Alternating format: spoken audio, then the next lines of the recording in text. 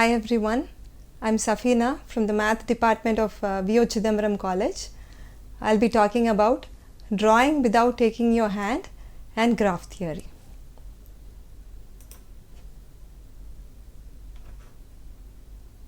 So we have a picture here. Most of us would remember this picture. It is a puzzle from our childhood days. You will be given this picture and asked to draw it without taking your hand and without retracing, meaning you cannot draw over any line or any curve again, right? So as soon as you're given this question, what would you do? Take a paper and pen and start drawing. So let's try drawing this. So I'm drawing this on the left side of the picture.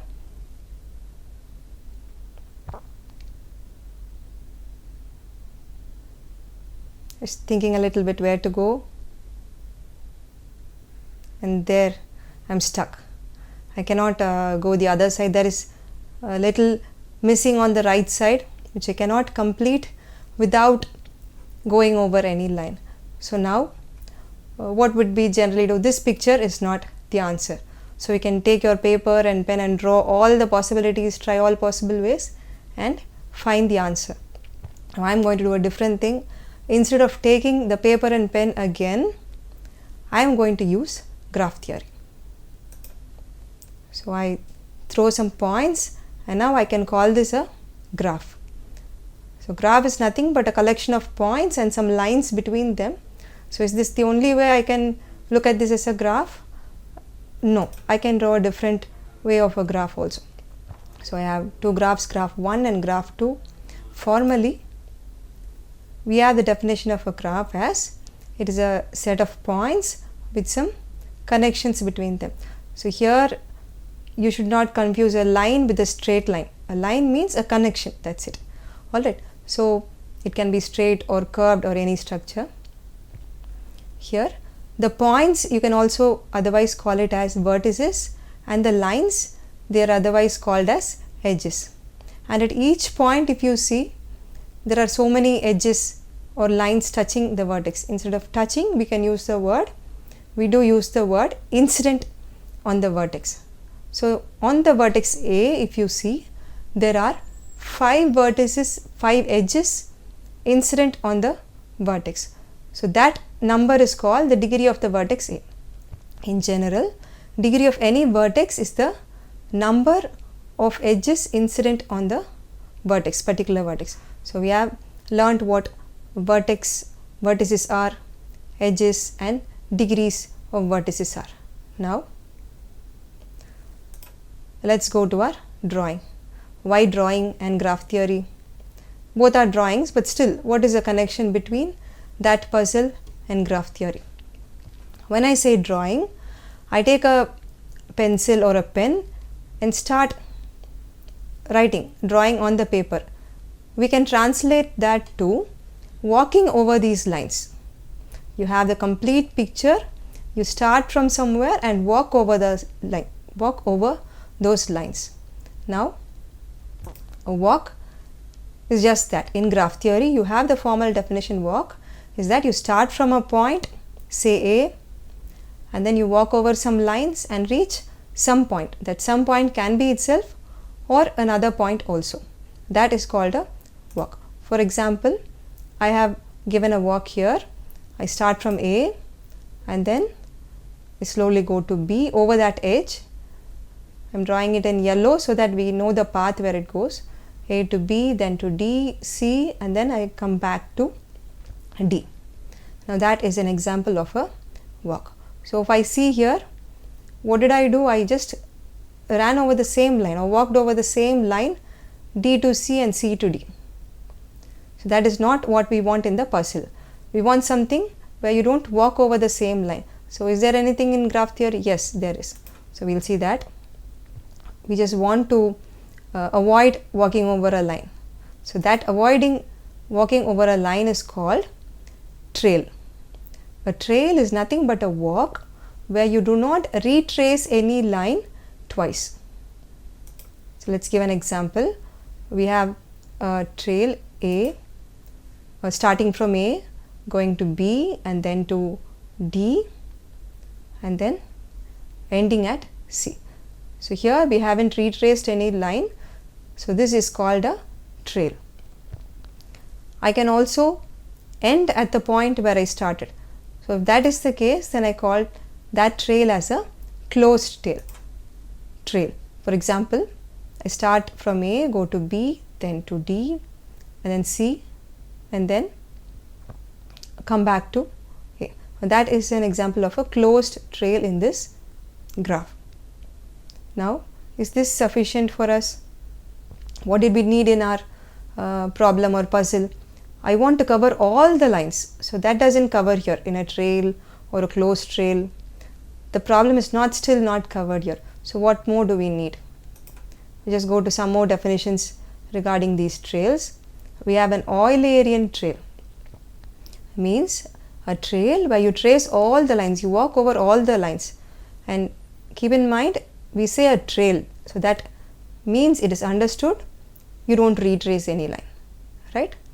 For example, here if you see in this graph, I start from A and then go to B, C, D, A, and then end at C. I'm starting at A and ending at C, but I'm covering all the lines without retracing, right? So this is a trail and also covers all the edges, so it is a Eulerian trail.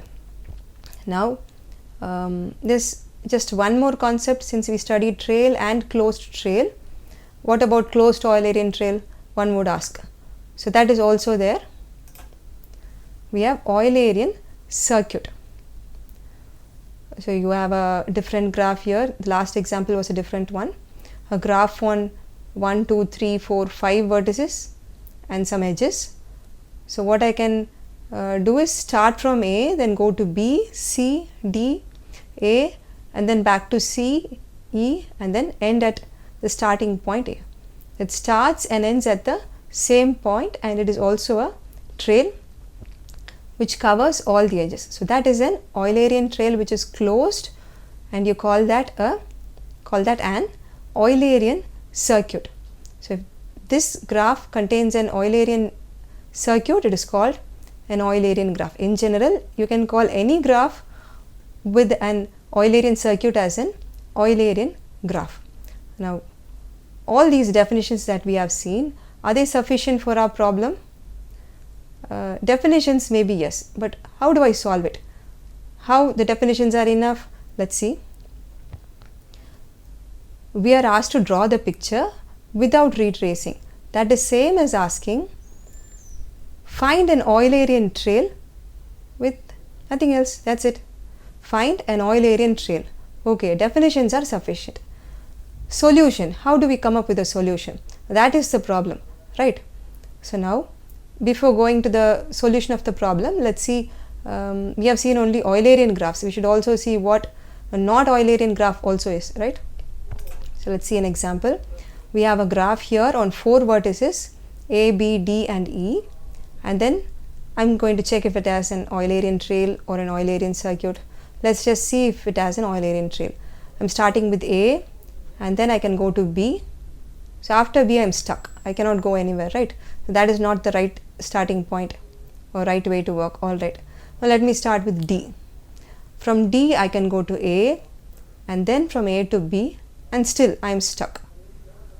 So in this graph, wherever I start, I cannot cover all the edges without retracing. So this graph does not have an Eulerian trail or an Eulerian circuit. So this graph, you can say it is not Eulerian.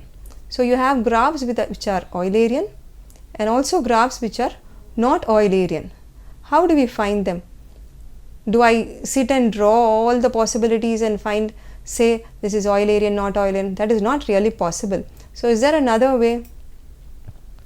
So if you analyze the picture of an Eulerian graph, you can see that you're going through all the points, right?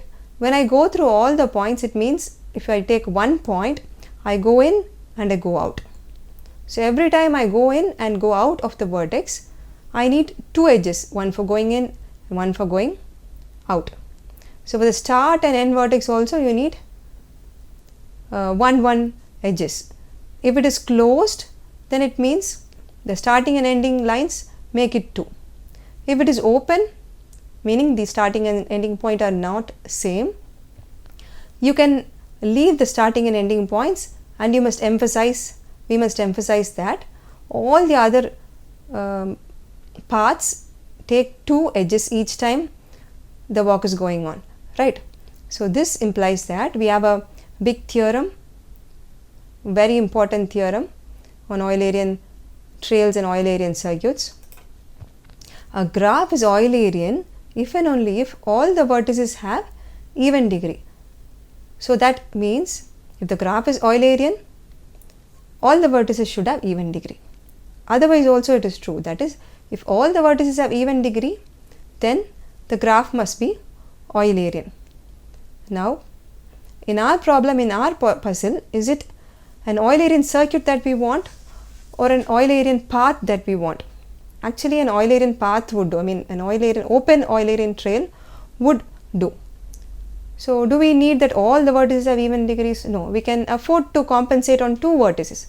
So, except the starting and the ending vertices, the others must have even degree. So, the next result is a graph has Eulerian trail if and only if exactly 2 vertices have odd degree. This Eulerian trail is a not closed one. Okay. So now for our puzzle, this condition is enough. What condition? The second condition. It says all but 2 must have even degree, right? So it is just enough for us to check the degrees of the vertices and say whether it is Eulerian or not. If it is Eulerian, then we can go for how to draw. Now back to our problem. Our problem was draw this picture without taking hand, without retracing any line, right? And what is a mathematical model or a formulation in graph theory? Find an Eulerian trail. Just as simple as that. Now, how do we solve this? We use the second result. The graph must have at most 2 vertices of odd degree. Now let's check the degrees of all the 4 vertices. There are 4 vertices. Let us check the degrees of all of them and then see if it is true or not. So take the vertex A. There are 5 edges incident on the vertex A. So the degree of A is 5. So likewise, if you say B, C and D, all the 4 vertices have degree 4. So does that work for us? See, the graph must have at most 2 vertices of odd degree, but how many odd degree vertices do we have here? They are 4 vertices have degree odd. Now that is not what we want, right? So all the 4 vertices have odd degree, therefore this graph is not Eulerian. So is it Eulerian? We got the answer no. So I ask the same question again. Can you draw this without taking your hand? Now as a mathematician, you know this graph is not Eulerian, and you also know that Eulerian means drawing without taking your hand. So the answer is a strong no. That's it. You have answered this question by just checking the degrees of vertices. All you had to do was throw some vertices on the graph. Now that we have learned this concept, we can try to solve a question. Now I am not going to solve this question, you can take it as an exercise. There are 2 pictures given here, figure A and figure B, and it is asked which of the following figures can be drawn without lifting the pen from the paper or retracing.